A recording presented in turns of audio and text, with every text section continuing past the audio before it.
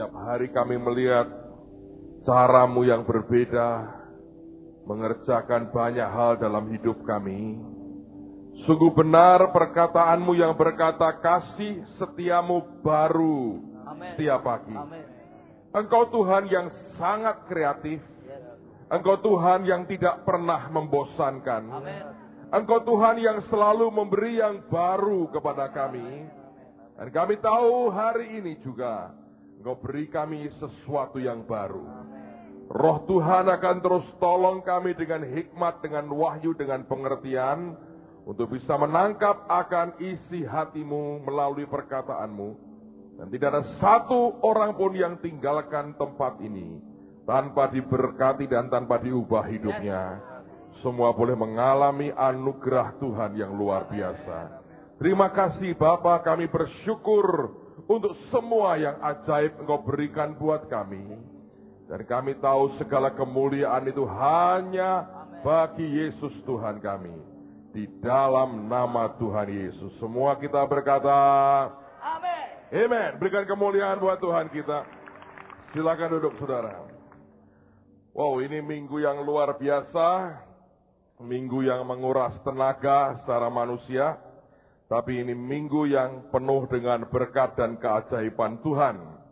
Kita selama 5 hari berturut-turut, kita ada KKR dan saya dengan beberapa teman tiap hari bolak-balik dan tiap malam pulang Semarang. Tapi saya melihat anugerah Tuhan luar biasa. Senin Selasa kita di Jepara dan Tuhan kerja dengan ajaib sekali. Ini untuk pertama kali sejarah mencatat gereja-gereja di Jepara bisa bersatu dan mereka mengadakan event bersama-sama. Saya dengar secara keuangan juga lebih dari cukup, diberkati menutup semua kekurangan dan biaya mereka dengan cara Tuhan yang ajaib. Kemudian Rabu dan Kamis kita buat KKR di kota Tayu, dibuat di satu gereja dan sampai meluber sampai ke pinggir jalan. Dan saya melihat Tuhan kerja dengan cara yang begitu ajaib. Makin hari saya lihat makin banyak hal yang spektakuler Tuhan buat. Dan rangkaian KKR kita juga sempurnakan dengan apa yang Tuhan buat kemarin di KKR Anak Raja. Kita bersyukur lihat lagi puluhan ribu orang datang kepada Tuhan Yesus. Dengan anugerah kita bisa lakukan ini. Dan saya bersyukur melihat lagi tangan Tuhan kerja dengan cara Tuhan yang tidak pernah diduga sebelumnya. Nah, ada klip yang untuk mana ini? Jepara atau Tayu? Jepara. Kita akan lihat klip yang di Jepara dan saya harap, saya berdoa akan jadi berkat buat saudara. Dan setelah itu kita akan belajar firman Tuhan sama-sama. Di Pati ada hal yang spektakuler sekali terjadi. Ada seorang bapak yang kena kanker liver ya. Dia sudah ditolak oleh rumah sakit, disuruh pulang karena sudah nggak ada harapan. Dan bapak ini sempat mati. Dipegang nadinya hilang, sudah nggak ada nafasnya. Nggak tahu berapa lama, terus tiba-tiba hidup lagi. Jadi keadaannya sudah lemah banget, geletak begitu. Dia telepon ke gereja, penyelenggara, minta supaya saya bisa mampir ke rumah sakit mendoakan. Pihak gereja berkata, ya kita nggak janji. Bisa nggak bapaknya dibawa ke mana itu, ke gereja.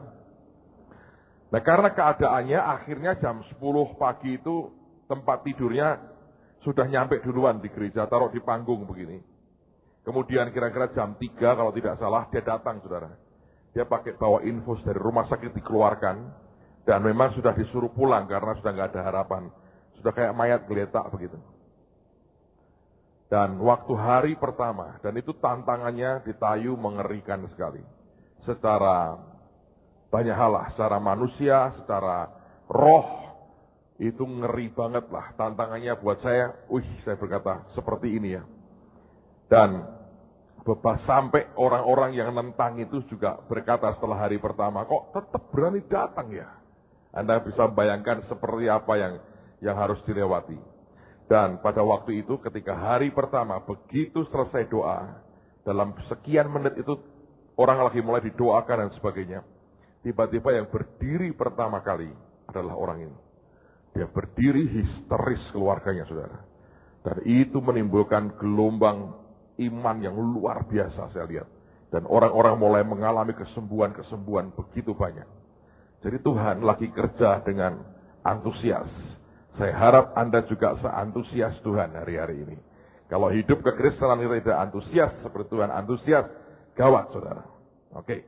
Nah, malam ini saya mau ajak kita buat sebuah perenungan lah. Mungkin tidak seluruh ayat akan saya baca, tapi ini beberapa hal yang penting buat kehidupan kita. Saya merenungkan akan hidup orang yang bernama Abraham, Ishak dan Yakub.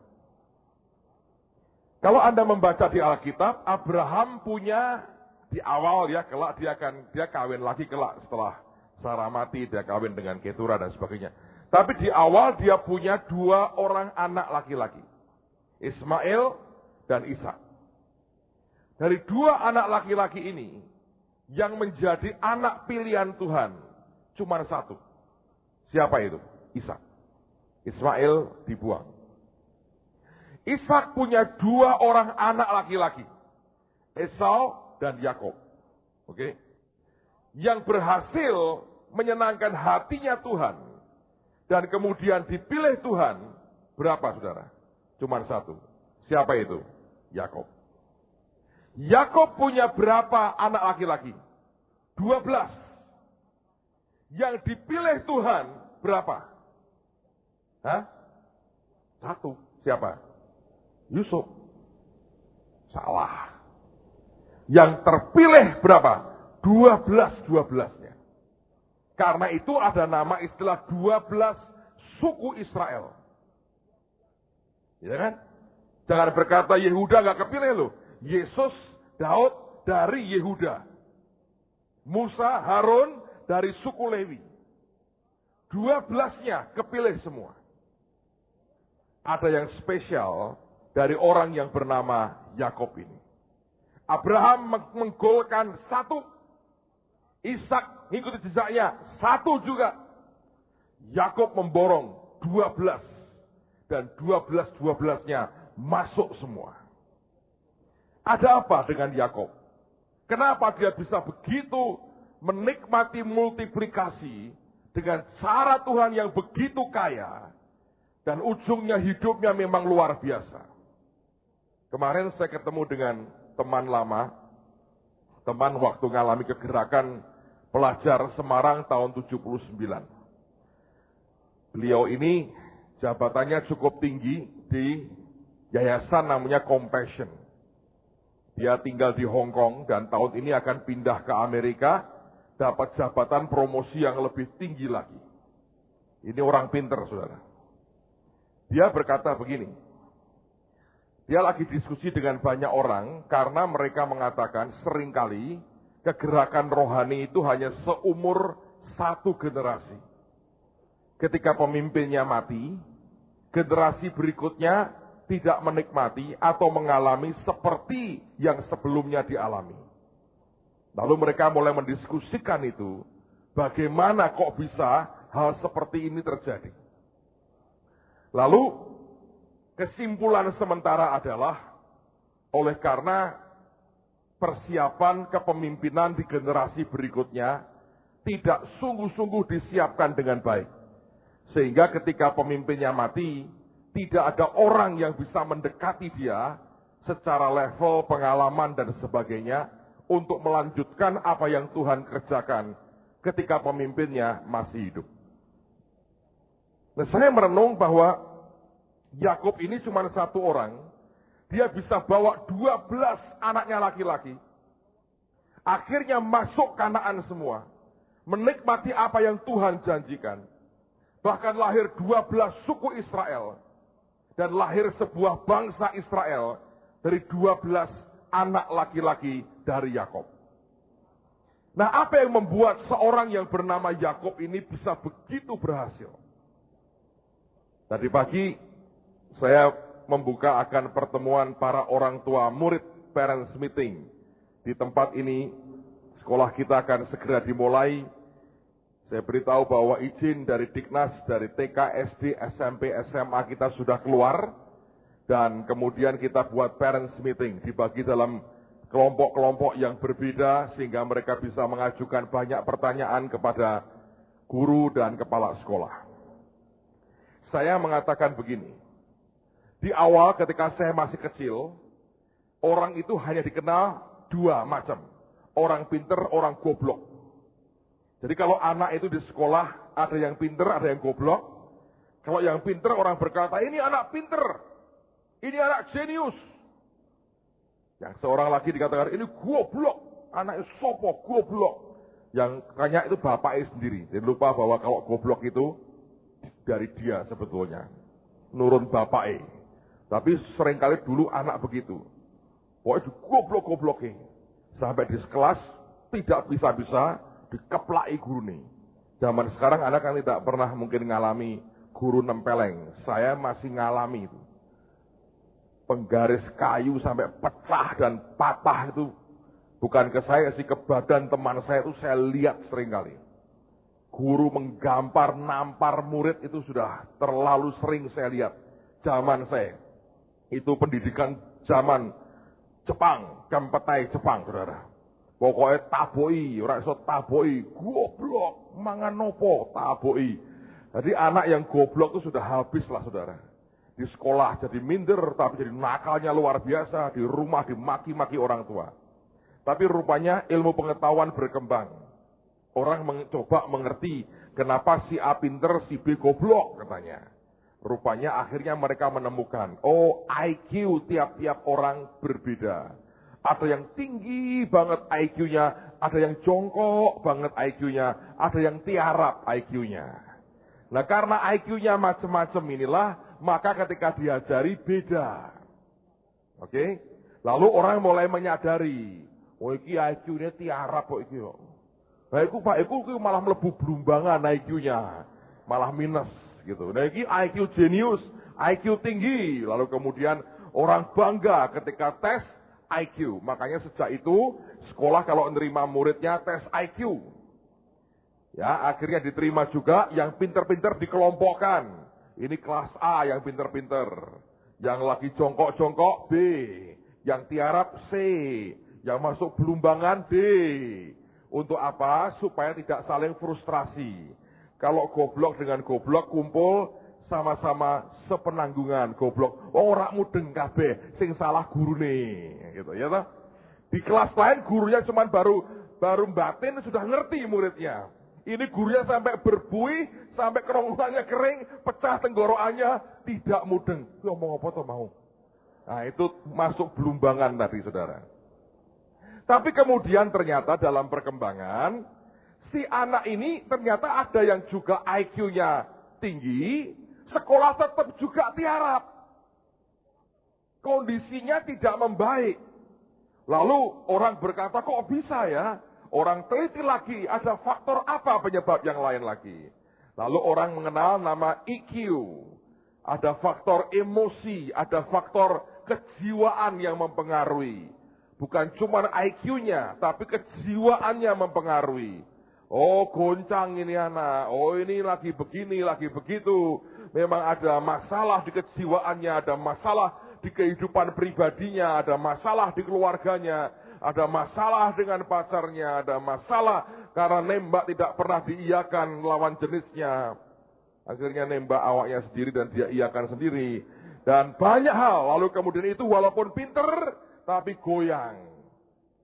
Lalu dicari kemudian, ada juga orang-orang yang IQ-nya oke, secara EQ-nya oke, tapi kenapa mereka berbeda-beda?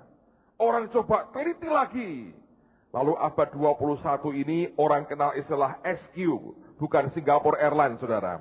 Tapi suatu faktor spiritual, faktor rohani. Dan tadi pagi saya berkata, ketika orang berkata, oh ternyata faktor yang paling mendasar itu adalah faktor rohani. Tuhan berkata, ket biyen aku yang ngomong ngono. Alkitab sudah ribuan tahun berkata, aku sudah ngomong, kamu tidak mau percaya. Manusia ini hanya kemudian menemukan, mengiyakan apa yang ribuan tahun lalu Tuhan sudah katakan. Nah, Yakub ini punya faktor SQ yang luar biasa. Nah, saya mau ajak Anda lihat, kalau Anda ingin jadi orang berhasil, mari lihat siapa Yakub ini. Coba kita buka firman Tuhan dalam kitab Kejadian pasal yang ke-25. Kejadian pasal 25 ayat 19 sampai dengan ayat yang ke-34. Tapi kita akan lihat bagian demi bagian. Kejadian 25, lihat mulai ayat yang ke-19. Inilah riwayat keturunan Ishak, anak Abraham. Abraham memperanakkan Ishak. Dan Ishak berumur 40 tahun ketika Ribkah anak Betuel, orang Aram dari Padan Aram, saudara perempuan Laban orang Aram itu, diambilnya menjadi istrinya. Berdoalah Ishak kepada Tuhan untuk istrinya, sebab istrinya itu mandul. Tuhan mengabulkan doanya, sehingga Ribkah istrinya itu mengandung. Ayat 22. Tetapi anak-anaknya bertolak-tolakan di dalam rahimnya, dan ia berkata, jika demikian halnya, mengapa aku hidup? Kata bertolak-tolakan sebetulnya berantem keras, saudara. Beda, berantem pokoknya. Anda kalau tanya mamimu lah, ketika hamil ya, itu ada umur ketika Anda dalam kandungan itu nendang-nendang. Dipegang ini sikile. Lah kok pindah gini? Wis muter. Loh kok nyamping gini? Oh dolan dia. Gitu. Jadi muter-muter dipegang itu bisa kerasa nendang-nendang. Kalau satu, nang, ojo gitu orang sakit. Anda teriak, wong noni kok nang, oh ya salah. Dan sebagainya. Dulu kan nggak ada USG, jadi orang hanya nebak-nebak. Kalau wajahnya ketok lebih ayu perempuan ini. Kalau wajahnya lebih elek, laki ini. Seringkali kan kebalik justru, saudara ya. Nah, kemudian ini dua anak bertolak-tolakan, berantem di dalam. Berantem dengan begitu keras. Itu menimbulkan kesakitan yang luar biasa. Nah, sampai Ribkah berkata, kalau begini caranya, buat apa aku hidup? Lalu kemudian ini yang baik dari seorang ibu yang bernama Ribkah ini. Alkitab mengatakan, dan ia pergi meminta petunjuk kepada Tuhan. Ada banyak hal dalam hidup kita ini yang saling bertolakan. Kalau Anda perhatikan kehidupan kita, ada pro kontra dalam kehidupan kita ini. Apapun bisa menjadi pro kontra. Kalau Anda bijaksana, engkau akan datang seperti Ribkah datang ke Tuhan, minta petunjuk Tuhan. Karena terlalu banyak yang pro kontra. Apapun yang pro kontra di batin saudara, apapun yang pro kontra di dalam saudara, jangan belajar mendiskusikan dengan orang lain. Tidak akan mendapat jawaban yang benar. Tapi Ribkah ini mengerti apa yang harus dia buat. Dia begitu frustrasi karena pergolakan di dalam dirinya sendiri. Dan kita berkata, ia pergi meminta petunjuk Tuhan. Nah, apa yang kemudian terjadi? Firman Tuhan kepadanya, dua bangsa ada dalam kandunganmu, dan dua suku bangsa akan berpencar dari dalam rahimmu. Suku bangsa yang satu akan lebih kuat dari yang lain, dan anak yang tua akan menjadi hamba kepada anak yang muda. Setelah genap harinya untuk bersalin, memang anak kembar yang di dalam kandungannya. Keluarlah yang pertama, warnanya merah, seluruh tubuhnya seperti jubah berbulu, sebab itu ia dinamai Esau. Dan sudah itu keluarlah adiknya, tangannya memegang tumit Esau, sebab itu ia dinamai Yakub. Ishak berumur 40 tahun pada waktu mereka lahir. Lalu bertambah besarlah kedua anak itu. Esau menjadi seorang yang pandai berburu, seorang yang suka tinggal di padang. Tetapi Yakub adalah seorang yang tenang atau stabil, yang suka tinggal di kemah. Ishak sayang kepada Esau, sebab ia suka makan daging buruan. Jadi sayangnya itu karena bisa memberikan yang dia ingini. Ngerti? Ishak itu sayang kepada Esau sebab bukan karena murni bapak sayang anak tanpa embel-embel. Dia sayang sebab si Esau ini bisa memberi yang Ishak ingini. Sebab ia suka makan binatang buruan. Alkitab mengatakan, tetapi Ribka kasih kepada Yakob. Alkitab sengaja memakai dua kata yang berbeda, mau menunjukkan kualitas yang berbeda. Mengapa Ribka kasih kepada Yakob? Sebab dia tahu Tuhan suka Yakob dan tidak suka dengan Esau. Ribka kasihnya begini, yang Tuhan suka, aku suka. Yang Tuhan sayangi, aku sayangi. Yang Tuhan pilih, aku pilih. Yang Tuhan itu ada bersama dia, di situ aku bersama dengan dia. Tapi si ayah berkata, yang bisa memuaskan yang aku mau, itu yang aku suka. Anda bisa lihat dua model kasih dengan alasan yang berbeda. Nah, sekarang perhatikan baik-baik. Kalau ini caranya, maka sejak kecil, baik Esau maupun Yakob mendapatkan sebuah treatment, perlakuan yang berbeda sekali. Esau mendapatkan perlakuan tidak disayang oleh ayahnya, karena dia selalu berhasil memberi yang bapaknya suka. Tapi Yakob ini dikasih oleh ibunya, karena memang ibunya mengasihi yang dikasih oleh Tuhan. Yang satu mendapatkan bimbingan secara jiwa. Yang satu mendapatkan bimbingan secara rohani. Yang satu dibawa kepada interest-interest yang di jiwa dan yang di fisik.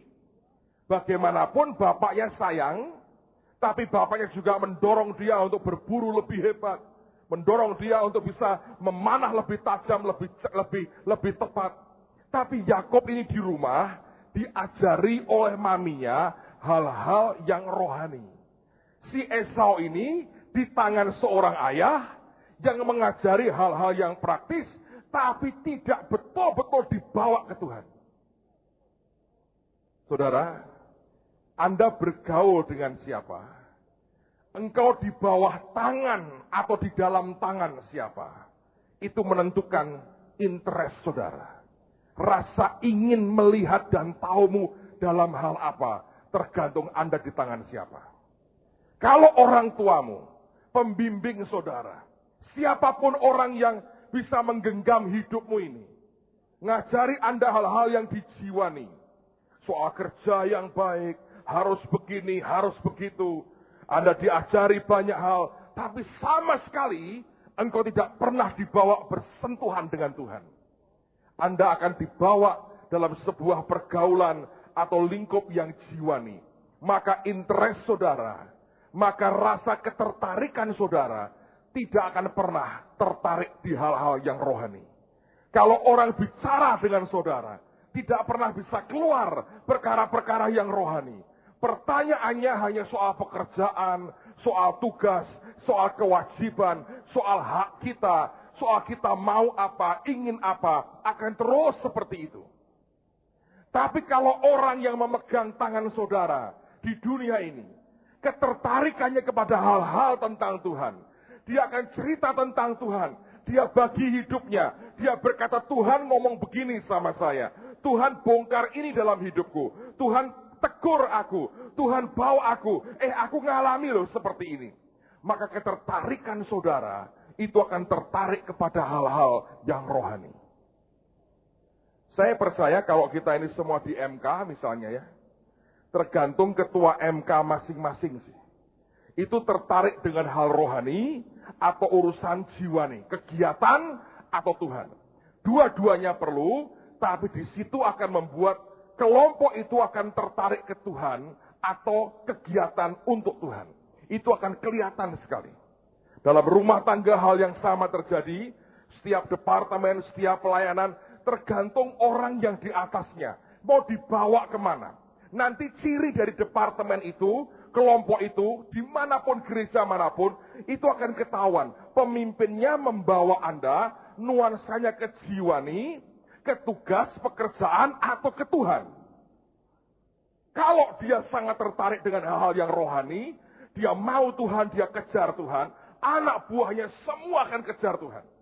Kalau tidak, dia sangat profesional, anak buahnya akan kerja sangat profesional. Tapi ketika dia diajak ngomong tentang Tuhan, dia nggak tahu banyak, saudara. Nah ini kenyataan. Yakob ini SQ-nya dapat sejak kecil. Sedangkan Esau IQ-nya dapat. SQ-nya dia nggak dapat. Ditambah menurut saya IQ-nya Esau tiara. Yakob ini tinggi. Sedangkan IQ-nya Yakob didapat dari maminya. Tapi tidak dari ayahnya. Nah, dari situ Anda akan mengerti. Mengapa tiba-tiba ketertarikan Yakob tentang hal rohani itu lebih hebat dari Esau. Lihat ayat berikutnya. Pada suatu kali Yakob sedang memasak sesuatu. Lalu datanglah Esau dengan lelah dari padang. Kata Esau kepada Yakob, berikanlah kiranya aku menghirup sedikit dari yang merah-merah itu. Karena aku lelah. Itulah sebabnya namanya disebutkan Edom. Tetapi kata Yakob, jualah dahulu kepadaku hak kesulunganmu. Buat Esau itu hal praktis. Aku mau makan. Lelah butuh makan. Buat Yakob, interestnya, ketertarikannya hal rohani. Yang dia incar dari kakaknya adalah hak kesulungan. Padahal hak kesulungan itu wujudnya apa? Tahu? Cuma ditumpangi tangan. Itu tok. Diucapin berkat, tumpangi tangan. Itu tok, saudara. Buat Yakob dia berkata, itu berarti sekali. Buat Esau tidak berarti. Orang yang tertarik kepada hal-hal rohani, dia akan tahu apapun yang namanya simbol-simbol rohani, itu pentingnya seperti apa. Orang yang tidak ngerti dan tidak tertarik sama sekali, itu kebodohan. Lihat reaksinya. Ayat yang berikutnya. Saut Esau, sebentar lagi aku akan mati, apakah gunanya bagiku hak kesulungan itu? Kata Yakob, bersumpahlah dahulu kepadaku. Maka bersumpahlah ia kepada Yakob, dan dijualnyalah hak kesulungannya kepadanya. Lalu Yakob memberikan roti dan masakan kacang merah itu kepada Esau. Ia makan dan minum. Lalu berdiri dan pergi. Demikianlah Esau memandang ringan hak kesulungan itu. Coba Anda renungin baik-baik, saudara. Kalau Anda lihat pendoa main banner. Tapi kok ngebut terus sih, apa tuh? Ora sumuk. Nggak ngerti kok. Pak atau Bu atau Mas, ini banner nggak usah main, nggak usah gue perang. Penting itu duit. Banner nggak perlu. Karena memang tidak tertarik di hal-hal rohani, ya kan? Tapi pendoa itu kan gitu. Menurut saya selama KKR nih ya, pekerja paling keras pendoa, pengangguran paling keterlaluan saya sendiri. Kalau saya KKR itu khotbah dan doa cuma 5 menit. Serius. Tanya teman-teman. Baca ayat, ngomong beberapa kalimat, terima Yesus ya, angkat tangan. Nah kalau saya ngomong 2 menit mereka terima Yesus, ngapain harus 2 jam? Mereka rak mudeng juga. Percaya. Cukup dah. Percaya kok. Buktinya sembuh kok. Jadi saya ngomong itu 5 menit. Tapi yang kerja itu, seharian muteri sana sini. Karena mereka interest dalam hal rohani. Sama kok saudara. Banyak orang tidak interest dengan begitu. Oh iya, aku mau rohani. Tapi gak usah lah. Begitu. Seharusnya ya, minimal kita saling menghormati. Dan saling mengerti bahwa ada yang terpanggil seperti itu. Kalaupun kita tidak, jangan pernah berkata itu tidak penting, saudara. Kalau mata berkata begini, yang penting bisa delok, kalau bal-balan delok, mata yang penting. Lagi Anda kepingin makan sambal, rasain tuh mata makan sambal, saudara. Anda bisa ngerti nggak efeknya? Badan kita, tubuh kita ini, setiap anggota tubuh itu unik sekali. Uniknya luar biasa. So belajar yang pertama, Anda mesti punya ketertarikan dalam hal rohani. Nah, saya nggak akan terus baca ayatnya karena terlalu panjang dan karena waktu. Saya mau cerita apa yang terjadi. Akhirnya ibunya yang ngomong, mamanya lagi, ambil hak kesulungan. Tipu bapakmu, tanda petik ini gawat memang saudara. Tapi buat Ribkah, ini caranya. Si Ishak ngomong gini sama anaknya, nang, bu berburu sana loh. Kawan aku ini kambing guling. Nanti tak berkati. Setelah aku makan, kenyang, tak berkati. Berkat Tuhan dipakai buat dolanan. Berkati semaunya. Nah tiba-tiba dia pergi. Ibunya dengar. Yakob dipanggil. Masak buat bapakmu. Curi berkat kakakmu. Sebetulnya saudara, itu nggak nyuri loh. Kan dia sudah beli itu hak kesulungan. Tapi bapaknya tidak pernah tahu. Lalu kemudian dia nyamar jadi Esau. Ditumpangi tangan, dipegang bulunya kayak bulu Esau, suaranya kayak Yakob. Ya, dia bilang, lagi belu pak, ada ini sonir, menteng. Tapi aku memang Esau kok pak. Ya, tak berkati. Dasar selak kepingin makan. Tuh makan dulu, tumpangi tangan. Bam, berkati. Pergi saudara. Esau pulang kaget, diambil sama Yakob. Ngamuk. Dia marah sekali. Dan Yakobnya pergi. Orang yang tertarik di hal-hal yang rohani. SQ dalam hidupnya kuat. Kalau Anda ya saya beritahu. Berkat Tuhan dipakai buat dolanan. Berkati semaunya. Nah tiba-tiba dia pergi. Ibunya dengar. Yakob dipanggil. Masak buat bapakmu. Curi berkat kakakmu. Sebetulnya saudara, itu nggak nyuri loh. Kan dia sudah beli itu hak kesulungan. Tapi bapaknya tidak pernah tahu. Lalu kemudian dia nyamar jadi Esau. Ditumpangi tangan, dipegang bulunya kayak bulu Esau, suaranya kayak Yakob. Ya, dia bilang, lagi belu pak, ada ini sonir, menteng. Tapi aku memang Esau kok pak. Ya, tak berkati. Dasar selak kepingin makan. Tuh makan dulu, tumpangi tangan. Bam, berkati. Pergi saudara. Esau pulang kaget, diambil sama Yakob. Ngamuk. Dia marah sekali. Dan Yakobnya pergi. Orang yang tertarik di hal-hal yang rohani. SQ dalam hidupnya kuat. Kalau Anda ya saya beritahu, jangan berhenti, Anda harus terus gerak. Karena firman harus jadi daging. Ketika dia jalan, di Betel dia tidur. Dan ditemui Tuhan. Dia lihat langit terbuka. Surga di atas. Ada tangga dari bumi ke surga. Dan malaikat turun naik. Yakob ketemu dengan Tuhan. Dia berkata, ini pintu gerbang surga. Tadinya baru diomongin mamahnya. Nah penting loh, rohani itu penting. Dia tertarik hal rohani. Di sebuah titik Anda jalan dengan Tuhan, Anda akan ketemu dengan Tuhan sendiri. Sebuah pengalaman perjumpaan dengan Tuhan yang begitu ajaib. Bam. Dan dia berkata, kalau engkau memberkati aku akan panggil engkau sebagai Allah Yakob. Dia pergi. Dia datang ke Om Laban, tukang tipu yang luar biasa. Si penipu masuk sarang penipu. Dia suka dengan Rahel. Dia kerja 7 tahun. Terasa beberapa hari karena cintanya. Ya toh sampai hari ini kan orang berkata kalau cinta sudah melekat, tai kucing rasa coklat saudara. Orang berkata kue elek, wah apik kok. Lu dari mana ngelihatnya lu? 8 kilo dari atas. Dia berkilau. Lu mau kayak ngono? Lu apik. Bantah-bantahan saudara. Setelah kawin gelo, elek ya ternyata. Nah itu jika cinta sudah melekat, tai kucing rasa coklat, bukan stroberi, saudara. Jadi dia kerja hari kawinnya. Makanya orang berkata cinta itu buta. Diganti Lea yang juling matanya, tidak ketahuan. Paginya bangun kaget, Lea yang dikasih. Ngamuk ke bapaknya. Bapaknya sudah siap dengan cool. Kalau orang biasa nipu dan biasa main politik kan tetap tenang cool. Ya jongono to ya kok, dia bilang, "Nggo sing gedhe ora payu to, wis tak pen kabeh." Lu kerja meneh 7 tahun mbek aku katanya, diperpanjang kontraknya kayak MU aja perpanjang kontraknya. Lu kerja sama gua lagi lah, dia bilang. Gua kasih Rahel lah, dikasihin Rahel.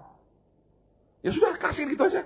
Gak ada pesta, gak ada apa, gak ada undangan tanpa mengurangi rasa hormat dan sebagainya, gak ada. Sekarang pen katanya.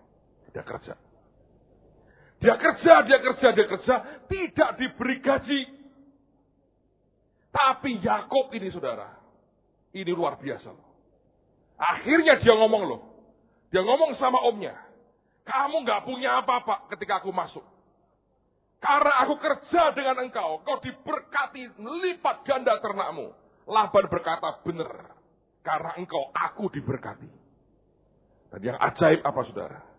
Pada waktu itu Yakub ngomong begini, aku mau pulang. Dia bilang, jangan. Kalau nggak boleh, berikan upah. Laban berkata, upahmu mau apa? Dan Yakub ini, kalau Anda perhatikannya, ini orang observe. Dia mengobservasi semua tugas yang dia lakukan.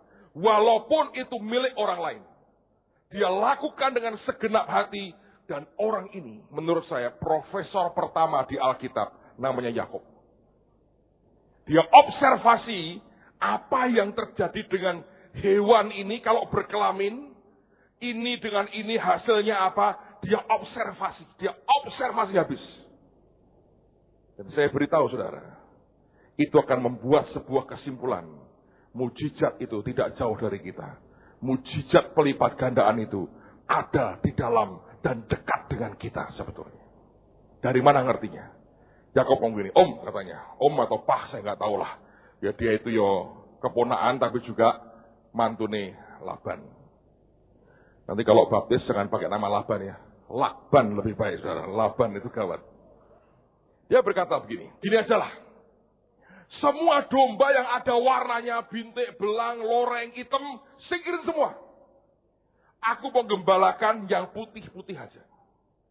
Kalau sampai putih kawin dengan putih, bisa lahir ada belangnya, ada hitamnya, itu buat saya.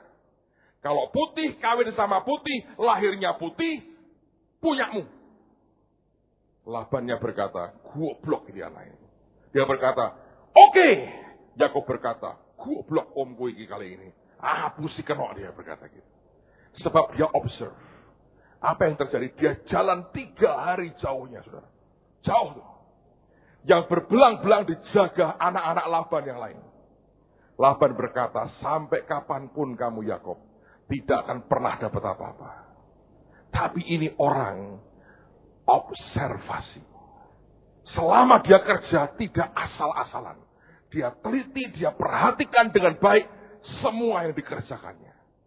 Dan di situ Anda harus tahu, akan keluar sebuah rema, pewahyuan, ide yang luar biasa. Dan di situ awal pelipat gandaan. Pada waktu itu, Yakub mengerti, domba kalau berkelamin dekat tempat minuman. Dari eksperimennya, ini yang dia buat.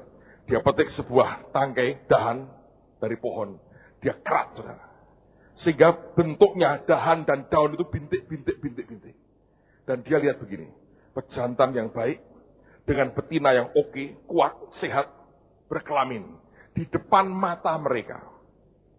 Sambil berkelamin. Diputar film. Bintik. Anaknya apa? Bintik, saudara.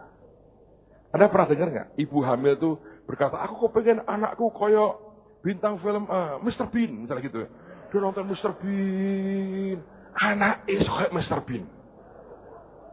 Aku pengen jadi koyo Bagong gitu. Tuh Bagong. Anaknya jadi kayak Bagong. Aku mau jadi kayak bintang film India. Nonton film India.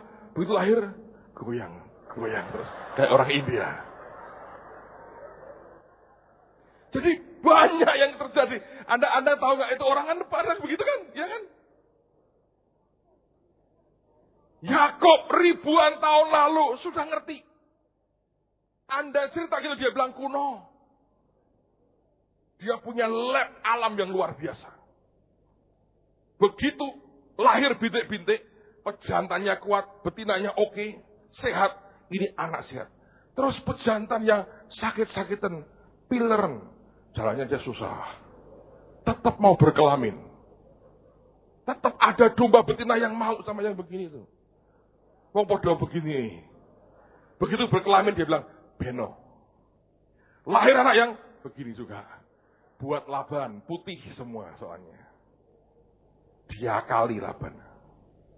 Di situ multiplikasi terjadi. Anda baca di Alkitab. Di mana Pak? Baca cari kejadian. Jangan malas saudara.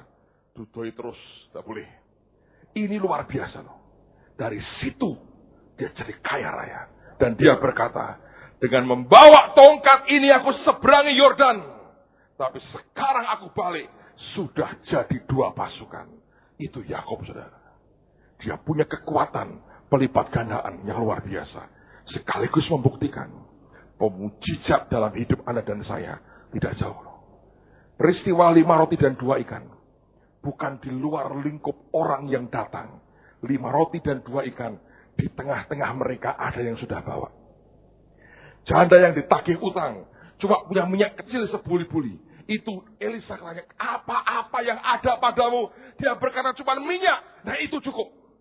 Dari situ dilipat gandakan. Janda Sarfat.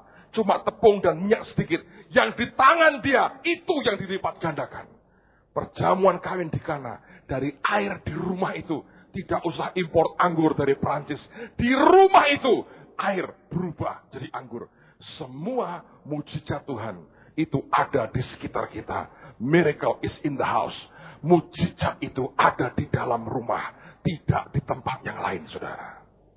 Tapi apakah Anda cukup observe? Mengamati hidupmu. Mempelajari, melihat, menimbang. Anda harus jadi orang-orang yang lihat, yang nimbang, yang ngerti apa yang sedang Tuhan kerjakan di tengah-tengah kita. Kalau ada orang lagi diberkati, lagi naik, observasi. Apa yang membuat dia bisa begitu, Tuhan? Coba lihat kehidupan sekitar. Ada orang bom jatuh, tanya Tuhan, kok bisa begitu? Bukan untuk menghakimi, tapi kehidupan ini perlu dipelajari. Ada di dalamnya disediakan kunci-kunci yang luar biasa. Yang ketika Anda temukan dalam sekejap, membuat Anda naik ke atas. Dan hidupmu tidak akan pernah sama lagi. Saya mau sampaikan demi kasih Tuhan. Ingini hal-hal yang spiritual yang dari Tuhan. Lalu Anda observasi hidupmu dengan anugerah, dengan favor, dengan kemurahan, dengan kebijaksanaan Tuhan. Lihat sekitar saudara. Anda akan menjumpai begitu banyak hal yang ajaib. Yang sebetulnya Tuhan sudah sediakan buat Anda dan saya. Malam hari ini, saya mendorong setiap Anda. Cari Tuhan dengan segenap hati. Cari Tuhan, maka kamu akan hidup. Amen, saudara. Mari berdiri bersama-sama. Saya mau sekaligus umumkan tanggal 17 Mei ada live recording. Kami butuh suara Anda. Saya diberitahu bahwa suara Anda termasuk yang terbaik di dunia. Mengalahkan choir dari Wina itu ya. Itu saya lihat itu luar biasa. Tolong Anda semua datang. Kalau tidak suara saya yang masuk rekaman, maka banyak orang menangis. Karena nelongso dengar suara saya menyanyi. Tapi saya yakin kalau Anda yang memuji Tuhan, berteriak, bersorak-sorai, ada banyak hal yang Tuhan akan buat dalam kehidupan kita. Bukankah kita punya Tuhan yang luar biasa? Amen. Saya juga mohon dukungan doa saudara. Kemarin kita sudah peletakan batu pertama untuk pembangunan akan dapur umum kita. Puji Tuhan, fondasi sudah dibayar, orang ada NRC yang akan bayar fondasinya, atapnya disediakan utuh, batakonya dan semen, pasirnya berapapun sudah ada yang mau bantu selesaikan, lantainya untuk ngecor dan sebagainya sudah ada. Kita butuh besinya mungkin, saya nggak tahu lagi butuh berapa, tapi itu perlu sekali supaya bisa berdiri. Kalau nggak ada besinya kan masa kasih bambu tiang-tiang, nggak boleh juga, harus besi atau baja, saya nggak tahu. Bantu doa supaya semua segera selesai dan memberkati akan kota ini. Amen, saudara. Mari angkat tangan sama-sama, memintakan berkat yang terbaik. Kira syakaralamata kasyukuru motos sakaralamata. Tuhan, Tuhan, Tuhan, Tuhan, Tuhan, Tuhan, buat kami mengerti. Ada SQ, ada faktor spiritual yang tidak boleh kami tinggalkan dalam hidup kami. Kenapa kami hadir hari-hari ini cari Tuhan? Kami tahu Engkau berkata cari Tuhan, maka kamu akan hidup. Biarkan umat Tuhan mencari Engkau dan kami akan hidup. Kami nikmati yang terbaik dari Tuhan. Syakara lapata syekere metakara lapata.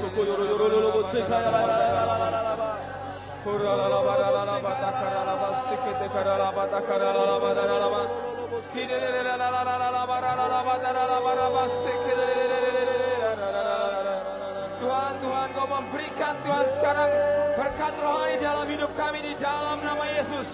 Biarlah kita larikan akan Kau perkara-perkara rohani itu kuat. Haus dan lapar semakin kuat, semakin kuat, semakin kuat. Bersama